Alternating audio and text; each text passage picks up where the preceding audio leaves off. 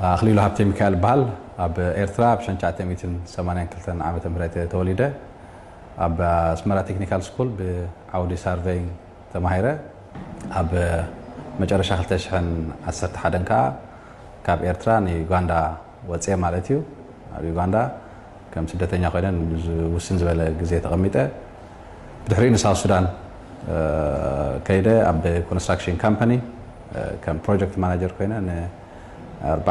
عامات هون سريحة ساوث السودان كم ناتي ناي مسعي هو عدل زغفت له بوتا أيرا أخوان بجكا فاينانشالي مالتي شعوب يوغندا كم ترينينج انفورمالي مالتي بزي وقعوي سبات ترينينج قبل جميرة أوفيس أين برنن أب شاهي بيت أب كافيتيريا حدا سب كلتا سب ترينينج قبل جميرة حارتهم كلتا سب 4 ساعات كوينهم تم 4 شو ما أنت مسكونهم ناتي أوفيس كافيتا مالتي ترين أب كونسلتس بالبيزنس كافيتا تي جمر قوات مرتي بحمشة تمهارو بشدشة تمهارو داولة ناب 3 تسجعوا صبوا بروجريسيز زرنيرو كاب مجمر اختشن اسران كلتن جميرنا جن حدش انفستمنت حدش اوراد باغيرنا ناتي ترين أب كونسلتس بنبره بدرجة انستيتيوت ترين أب انستيتيوت انترناشونال زبال تكال كم زعبي خوينو مالتيو بعسران حمشن دخون تمهار نيرمنا خنجمر كلنا ابز غزيزين حساب 280 تمهار لونا اب عامتو مالتيو اونلاين تمهارو خاب ملو عالم تمهار لو فيس تو فيس ابز مصيم زمهار خا مجمريا مبزحتنا هنا كلاينت ايرتراويان منيرو اجيغن ايرتراويانالو اوف كورس ماجوريتي سوماليس الو ايثيوبياويان الو كونغوليز الو روانديز يوغاندانس كمون وحدات انداوين هنا لونا مالتي جي دارغا شوعات شمنت كاب شمنت هاغرات سمصو تمهار لونا ستاف كا بسلستر بعت ستاف نيرو من عامي انا نيرا از دايركتور اكاونتس اند ادمنستريشن مانجر الا وحدات كلتا سلسه زخونو ممهران نيرومنا حجيغن تقلالا مس ممهران مانجمنت ستافن كباب 10 شوعات قبل استفا لهاغرات سمصو سبات امبلوي غيرنا ويقصينا نسرحلنا مالتي وحجتي تي بدور هذا قات مكا مجمرة قاب عابي نيركاس قاب تحت خجمر كلا خاي أنا بساوث السودان أبز نوبر كل جزء بروجكت مانجر ناي كونستراكشن عابي كونستراكشن كمبانيز لز نوبركم جي ام جي كونستراكشن كمبانيز بحال عابي كمباني كابتو عبيت بحالو أب ساوث السوداني لازم صبوا سالاري صبوا خبطات دبر النسابة عجنا كله قدي فيها أوفيس أب زي بالله نحادث بكمر كله مجمرة مالت قبل على سن تحتك تورد كلا خان نفس خانة مؤمن ويكونفينس ناي مغبار تشالنج لك مالتي كوم خا نايتهم زفلط حسابات ون تا تسرح زلا بالس نحنا نفلط كاس عبيت نغرات كسرح جيز ترينينغ نا بزعدي غنزون دلو يكونن كعبي كاون كتعبيون اشغاريو كومبيتيتيف توراداريون يلوت سبون بزح ديلا هيبكاني تزفلط كاسب مالتي مستعق مناتي ግን ናተይ ፓሽን ሃው ኢነር ናተይ ድሌት ናተይ ሕልሚ ወስለ ዝነበረ ካብ ሓደ ኢለ ተበጊሰስ ንላዕሊ ኸይድ ከም ዝኽእል ምትእማን ስለ ዝነበረኒ ኣብ ፀቂጠ ሰሪሐ ማለት እዩ ሕጂ እዚ ሓደ ናይ ነብስኻ ምእማንን እቲ ዝፈልጠካ ሰብ ከዓ ነቲ ትሰርሖ ዘለኻ ኮንቪንስ ማለት ኣሚኑ ከታብዓካ ማለት ምትባዕ ዘይብሉ ተኮይኑ ማለት ቻሌንጅ ገጥመካ ማለት እዩ ካልእ እቲ ዝዓበየ ቻሌንጅ ናይ ኮቪድ كمزي قديم مزقسكو ترين اب كلت ورحي قدمي كوفيد تجميرو حجي بدحريو عاد 10 ورحي عاصينها مالتيو ناي 10 ورحي غزا خراي نايتي اوفيس كراي تكفل عليكا كالي اريرس الله ناي سكيورتي ناي قال تكفل عليكا كنا قاطامي بتو اونلاين كاب كلتشن 10 شوعتنا تحيز انا كفيل كم تمهراي وانا اونلاين مهار سلازنبركو ماستر نتي ناي كوفيد زمص تشالنج بقليل خنصبر خيلنا مالتي in fact كابتي بفيس تو فيس كابتي بكلاس ماتش زمهر كمول عالم باونلاين زمهر ناي اونلاين افلطون عابي مست كوفيد ممصو اي تشجرنا ندحرايس مالتي حجزي الله كلاي ነገር በባህሪውቲ ትምርቲ ከም ካልኦት ኢንዳስትሪ ኮነ ምክንያቱ በአካል ድጭበት ፕሮዳክት ላይ ተፍርኒ ሰባት ጥዒሞም ወይ ሪኦም ወይ ሒዞም ያ ጽቡቕ ይዝብሎ ኣይኮነን ነዊሕ ግዜ ወስድ እዩ ሰባት ከአምኑኻ ወይ እትናትካ ቢዝነስ ኣብ ሰባት ኮንፊደንስ ምትእማን ክሳብ ደምጽ ነዊሕ ግዜ ወስድ እዩ ማለት እዩ ስለዚህ ዓቅሊ እውን የድልየካ እዩ ديتشبت برودكت سلا تفري ويكا فلتت راح تحلف فلتت كاتجبات سلا زي كنا سبات قلطيفو بملحسهم طعيمهم بايدهم ጨቢጦም ዳህሲሶም ያ ጽቡቕ እዩ ክሳብ ዝብሉኻ ነዊሕ ግዜ ይወስድ እዩ ማለት እዩ ግን እቲ ፍቕሪ ናይ ትምህርቲ ኣብ ልበይውን ስለ ዘሎ ነዊሕ ግዜ ዝሓለምኩ ኸ ስለ ዝኾንኩ እቶም ዝመሃርናዮም ቀልጢፎም እቲ ዝተማሃርዎ ትምህርቲ ኣብ ግብሪ ምሰው ዓልዎን ንኻልኦት መሓዝቶም ኣዕርኽቶም ክነግሩ ምስ ጀመሩን ኣብ ውሽጢ ዓመት ካብ 20 ናብ 180 ተማሃሮ ክትከይድ ካብ ኤርትራውያን ጥራሕ ዝነበሩ ተማሃሮና እሞ ናብ 7-8 ሃገራት ተማሃሮ ክመፁ ሰለስተ ስታፍ ጥራሕ ነይሮም ሕጂ ናብ 17 ስታፍ ምዕባዩ እቲ ፍቕሪ ናይቲ ሞያ ስለ ዘለኒ ማለት እዩ ሕጂ ድጭበጥን ነገራት ኣሎ ኣብቲ ናይ ፓሽን ነገር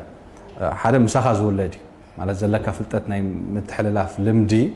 ንሰባት ስኻ ትፈልጦ ዘለካ ትፈልጦ ነገራት ክትተሓልፍ ናይ ምድላይ ልምዲ እዚ ወይ ድሌት ፓሽን ምሳኻ ዝውለድ ባህሪ ኣበይውን ቀሺው መምህር እዩ ነይሩ ማለት እዩ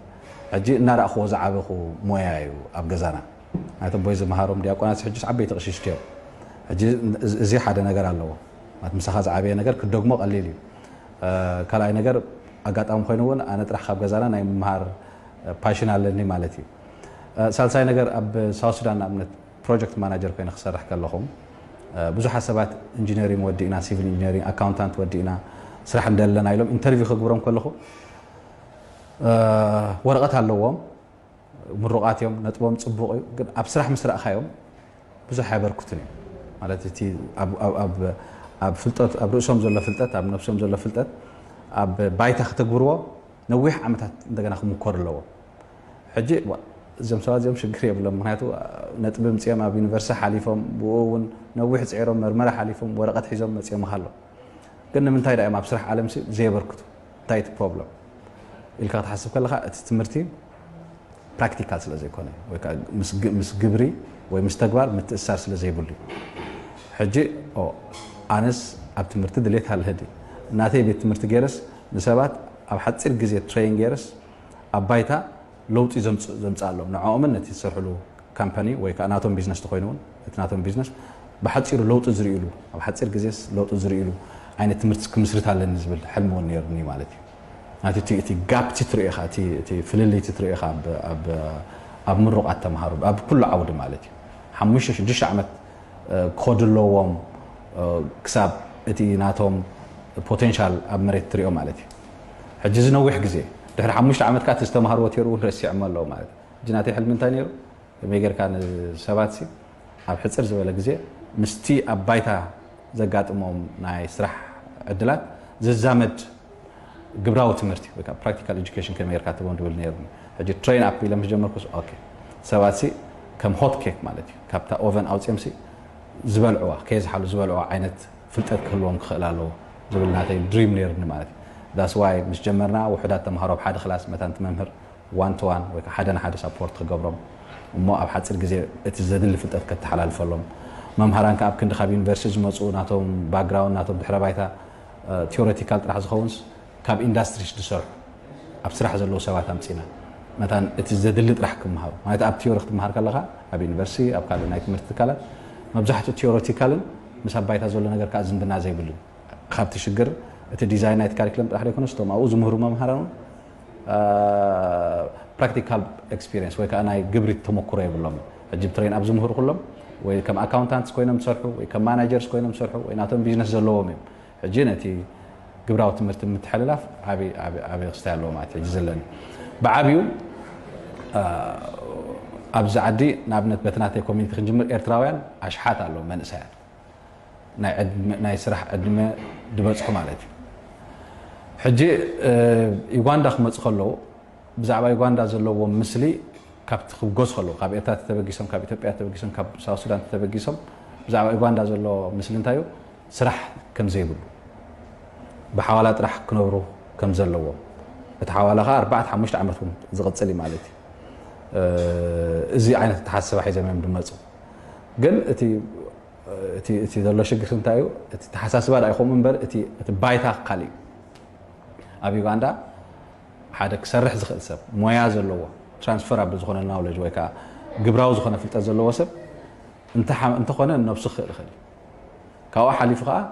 ንቤተሰብ ከማን ክረድእ ይኽእል እንተ ዳ ብግቡእ ተማሂሩ ማለት እዩ ስለዚ ኣነ እንታይ ኢለ ሓሲበ እዚ ብዚ ከም ስደተኛ ኮይኑ ክንደይ ዓመታት ብዘይ ስራሕ ብዘይ ሞያ ግዜን ገንዘብን ዘባኽን ዘሎ መንእሰይ ብዓቕምና ማለት እዩ እንድሕር ናይ ትምህርቲ ዕድል ከፊትናሉ እሞ ከዓ ድሕሪ ትምህርቲ እውን ናይ ስራሕ ባይታ እንድሕር ተፈጢሩሉ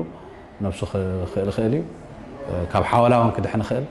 ካብኡ ሓሊፉ ከማን ምሳና ዝመሃሩ ንኣብነት ነብሶም ክኢሎም ድሕሪ ትምህርቶም ማለት እዩ መብዛሕትኦም ስራሕ ስለ ዝጅምሩ ነብሶም ክኢሎም ሓዋላ ዝስደደሎም ዝነበረ ጠጠው ኢሉስ ንቤተሰቦም ከማን ንኤርትራ ድዩ ንካልእ ዓድታት ዝሰድለዎ ማለት እዩ ሕጂ እቲ ዕላማ እዚታት እዩ እቲ ንዓይ ዘብለኒ እቲ ሰብ ሃኒፅካ ነብሱ ከም ዝኽእል ምግባር ግብራዊ ትምህርቲ ንምሃብ ከምኡ ከዓ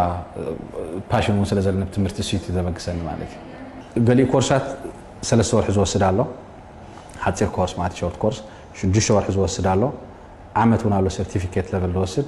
ክሳብ 2 ዓመት እውን ዲፕሎማ ኮርሳት ዲፕሎማ ለቨል ኢና ማለት እዩ እዚኣተን ዘሎ 3 ወርሒ ዝወስድ ኮርስ ኣሎ 6 ወርሒ ኣሎ ናይ ዓመት ኣሎ ናይ 2 ዓመት ኣሎ ካብ ሾርት ኮርስ ክሳብ ዲፕሎማ እዩ ዝዝርጋሕቲ ንሕና ንህቦ ኮርሳት ማለት እዩ ኣብ መንጎ ትመሃሮን ኣብ ባይታ ከዓ ብግብሪ ትረኽቦን ኩሉ ግዜ ጋፕ ኣሎ ወይ ጋግ ኣሎ እዚ ጋግ እዚ ሕጂ ብዝተፈላለየ መንገዲ ክፀብብ ክኽእል ኣለዎ ሓደ ካብቲ ነፅበሉ ምክንያት ንተመሃሮና ትምህርቲ ምስ ወድኡ ኢንተርንሽፕ ወይ ከዓ ምልምማድ ዝበሃል ወይ ኢንዱስትሪያል ትሬኒንግ ከም ዝኸዱ ምግባር እዩ ፓርትነርስ ካምፓኒስ ኣለውና መብዛሕትአን ናይ ኤርትራውያንን ናይ ህንዳውያንን እየን ንኣብነት ኣብ ኣካውንቲንግ ዝመሃሩ ተምሃሮ 6 ወርሒ ምሳና ምስ ተምሃሩ ወርሒ ኣብዘን ካምፓኒ ይምደቡ እሞ ነቲ ብክልሲ ሓሳብ ዝተምሃርዎ ብግብሪ ከዓ ኣብኡ ንወርሒ ይለማመዱ ነጥቢ ኣለዎ ነጥቢ ኣብ ግምት ኣትዩ ሽዑ ምስ ተመልሱ ከዓ ኣብ ግብሪ ከመይ ከይዶም ርኢና ምስቲ ቴዎሬቲካል ክላስ ብክልሲ ሓሳብ ኣብ ክላስ ተምሃርዎ ሓዊስና ይምረቑ ማለት እዩ ሕጂ መብዛሕትኦም እቶም ኢንተርንሽፕ ዝሰዶም ተምሃሮ ኣብዚ ክመሃሩ ከለዉ ብምሉእ ተገዳስነት እዮም ዝመሃሩ ምክንያቱ መብዛሕትኦም ሃይ ስኩል ዝወዱ እዮም ሃይ ስኩል እኹል ከም ዘይኮነ ኣብ ስደት ናይ ብሓቂ ብቑዕ ተዘይኮንካ ሂወት ሓዲጋትካ ክትከይድ ከም ትኽእል ብግብሪ ዝረኣዩ ሰባት ኣብ ካልእ ሰብ ተመርኪስካ ብሓዋላ ክትነብር ክሳብ ክንደይ ሕማቕ ስምዒት ዝፈጥር ነገር ከም ዝኾኑ ዝተረዱ እዮም ስለዚ ክመሃሩ ከለዉ ብተገዳስነት እዮም ዝመሃሩ ሕጂ ኣብ ኢንተርንሽፕ ምስ ከዱ ቀልጢፎም እዮም ድሕሪ ሰሙንሲ ኣፍረይቲ እዮም ዝኾኑ ወይ ከዓ ኣብቲ ስራሕ ተምሃሮ ዘይኮኑስ ኣፍረይቲ እዮም ዝኾኑ ሕጂ መብዛሕትኦም እቶም ኢንተርንሽፕ ዝሰዶም ተምሃሮ እተን ኢንተርንሽፕ ዝቕበልኦም ካምፓኒ ይቆፅሮኦም እየን መብዛሕትኦም 70 ካብ 100 ክብል ይቆፅሮኦም እየን ሽዑ ኣብዚ ንግራጁዌሽን ንምመረቕታ ኢሎም ክመፁ ከለዉ ሰራሕተኛታት ኮይኖም እዮም ዝመፁ ኣብታ መጀመርያ ወይ ተኸላይተ ወርሕስ ነተን ኣብዚአን 6 ወርሒ ክመሃሩ ከለዉ ዘጥፍእወን ወይ ኤክስፐንስ ዝገበሩ ወፃኢታት ዝገበርዎን ገንዘብ ሪካቨር ገብርዎን እንተወሓደ ኣብ 2 ወርሒ ማለት እዩ ሕጂ እቲ ኢንተርንሽፕ ብጀካቲ ኣብ ክላስ ተምሃርዎ ብግብሪ ምርኣዮም ጥራሕ ዘይኮነስ ናይ ስራሕ ዕድላት ከም ዘሎን መብዛሕትኦም ከዓ ከም ዝቁፀሩ ጥራይ ኢና ንፈልጥ እንድሕር ደይ ተቆፅሩ ከዓ ኣብ ሓደ ወርሒ ኢንተርንሽፕ ምስ ዝኾነ ካምፓኒ ሰሪሕና ኢና ኢሎም ንካልእ ካምፓኒ ኣፕላይ ክገብሩ ከለዉ እተን ካልኦት ካምፓኒ ካብ ሓደ ወላ ሓንቲ ናይ ተመክሮ ናይ ስራሕ ተመክሮ ዘይብሉን ናይ ሓደ ወርሒ ተመክሮ ዘለዎን ዓብዪ ፍልይ ስለ ዘለዎ ክቆፅሮም ተባብዓን ስለዚ ንካልእ ናይ ስራሕ ዕድል እውን በሪ ዝኸፍት እዩ ማለት እዩ ኢንተርንሽፕ ነቶም ከይተቆፅሩ ዝመለሱ ውሕዳት ማለት እዩ ሕጂ ትሬን ኣፕ ኢንስቲትዩት ኣብ ሓፂር ግዜ ተመስሪቱ ግን ከዓ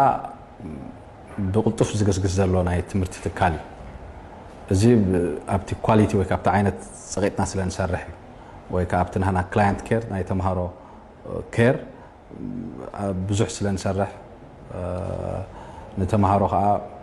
ብዝተኻእለ መጠን በቲ ንሳቶም ዝሓስብሉ ቋንቋ ክመሃሩ ስለ ንገብር ዳይቨርሲቲ እውን ስለ ዘለዎ ግብራዊ ትምህርቲ ስለ ንህብ እዩ ብሕጂ ትሬን ኣፕ ናብ ዝዓበየ ቢዝነስ ኤንድ ቮኬሽናል ሴንተር እናኾነ እዩ ዝኸይድ ዘሎ ስለዚ ኣብ ዝሓፀረ ግዜ ናይ ዩኒቨርሲቲ ብቕዓት ግን ከዓ جبراوي تمرت زهب يونيفرسيتي نقبروينا أو حتصير عمتات جبراوي زخانة تمرت ببين عودته بإنجينيرينج بديزاين بكلهم عينة فيلدات جبراوي زخانة عينة تمرت زهب كاب كلهم عبز خراب زلوا زتفليه ملو عدك زلوا أبكندي كل حسابات راح يكون جبراون كل حساب بحساب التأمير زخيد عبي نايت مرتي انستيتيوشن كنقبرو مدب لنا اوريدي استراتيجيك بلان اوتينا لنا نعو زخون باجيتونا لنا سونا اوغصنا نخيد زلنا مالتي كنترينا حدا سب بتي زحسبلو قانقا كمهار كلو زياده يردع زياده خيطقم نتستمهارو خا بغبر خوعلو خا اي شغرني مالتي نابنت ابناء ارتراوين مبزحتهم مساتن فلوزغون كنقصكايو اب مبزحت تمرتنا انت لنا اب كلاس مبزحت ميديوم اوف انستراكشن انجلش كاتنا ممهاري قانقا دبال انجلش ግን كم توسخ اب ستوديو ريكورد خوينو نفس كف كلاس نفس كف مع استمهاروا كلاس اب ستوديو ريكورد خوينو بتግርኛ تمليو اديت خوينو ليرنينج مانجمنت سيستم علينا او صعن تمهارو خا باسورد اند ايميل وهابو وغيرهم نتا تمرتي دي استمهاروا كل غزي اب جبوم اب موبايلهم على مالتي ስለዚህ ተማሃሮ بቋንቋም በተዛሐስ ብሎ ቋንቋ መብዛሕቱ ትግርኛ ሕጂውና እንግሊሽ ዴቨሎፕ ንገብር ኣለና በኻልኦት ቋንቋታቱን ዴቨሎፕ ናይ ምግባር መደብ ኣለና ነትሰብ መታን ዝያዳ ክርዶ ስለዚህ ተማሃሮ በተዛሐስ ብሎ ቋንቋ በትግርኛ ተኾይና በትግርኛ በእንግሊሽ ተኾይና በእንግሊሽ በኩሉ ቋንቋታትና ነዳልዎ ዘለና ኣብ ኤርትራውያን በትግርኛ ስለዝኾነ በትግርኛ ዳሊና ኦሬዲ ኣብ ስራሕ ዝወዓለሎ ማለት እዩ ትምህርቲ ኣብ ክንዲ ብቦታ ኣብ ትሬን ኣፕ بجزيها أبتساتهم أبزي أمزي أمس ممهر زلوهم ركبت حتسر تاتمرت بزيا وصدوا جن بوبوتا أبزخونه أبجزء كيدهم نتاستمهروا دجنا يعزبوا دك اسم كله أبصراح بوتا خلوه أبزخونه خم بجزي تمرتي بجزي خمسة يدرت بوبوتا خام أبكل بوتا كم دسمع إنترنت أكسس أبزلو بوتا أبكله كوينو كم سمعي بعبيون كان أبنت كاب أنغولا كاب ساوث السودان كاب دول السودان كاب إثيوبيا كاب نرويج كاب جيرمن كاب سمين أمريكاون أونلاين زمهار لونا جيتي أونلاين تمرت نتاي أدفانتج على مجمراتي تمرت بقانق بتجرنيا زكاة مبزحتهم ببقانق أمثلين فيلم اتزمهارون ريكورد خوينو أب بلاتفورم يتسعنمو نوعو عندنا بتدقق مسمع نتمرت سبيعونكم مالكوي خولين مالتي الجزيرة مدبا. I finished at least high school 20 something years ago. When we were students,